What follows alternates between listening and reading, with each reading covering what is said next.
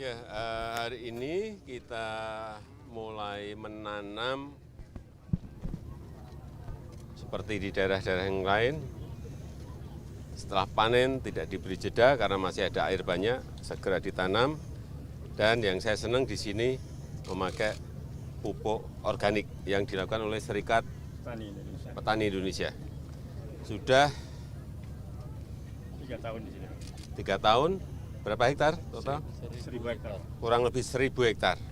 Semuanya organik dan biaya untuk pupuknya yang biasanya per hektar bisa sampai 5 sampai 6 juta per hektar, di sini hanya antara 100 sampai 500 ribu per hektar. Ini yang saya kira kalau bisa dikembangkan di daerah yang lain seperti yang dilakukan oleh Serikat Petani Indonesia, ini akan banyak mengurangi kos yang harus dikeluarkan petani dan tidak ketergantungan kepada pupuk-pupuk kimia.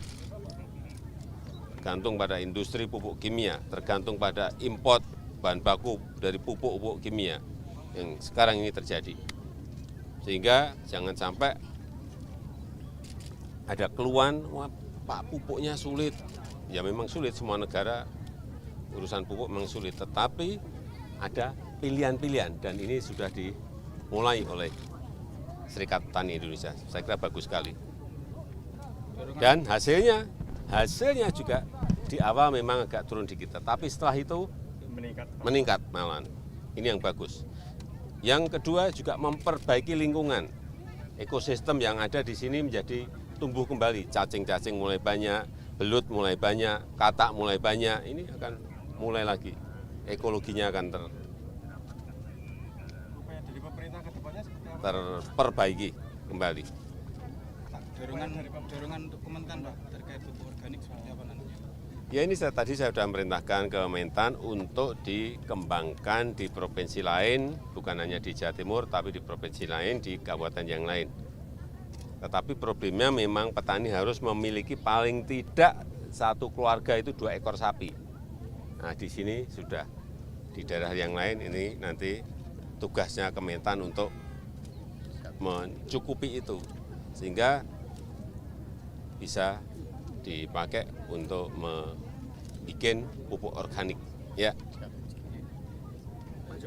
Dan yang saya senang juga harga gabah di petani dibanding tahun yang lalu jauh lebih baik pada hari ini, sehingga petani mestinya senang. Pak Hendri, betul? Ya Pak.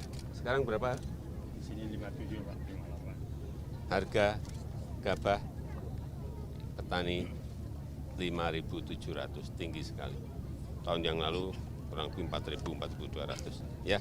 Pak terkait penolakan Woodbase di Bali itu untuk tim Israel itu gimana? Penolakan terkait dengan penolakan tim Israel datang ke Woodbase. Saya belum dapat laporan. Ya.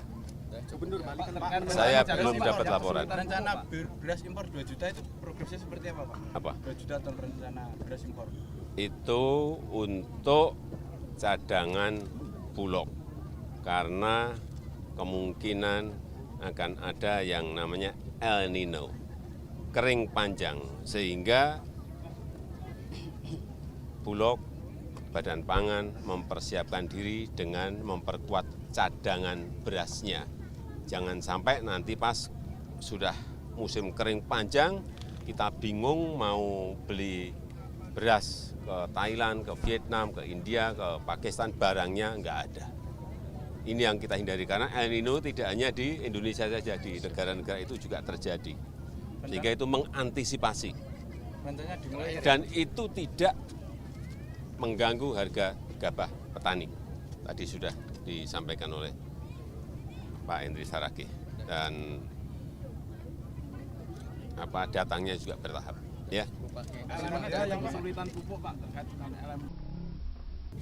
LMDA yang petani jagung yang saat ini kesulitan pupuk.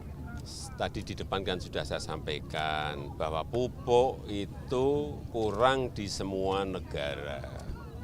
Semua negara itu berebutan bahan baku pupuk dari Rusia, dari Ukraina, dan dari negara lain, dan juga produksinya memang kita ini masih kurang.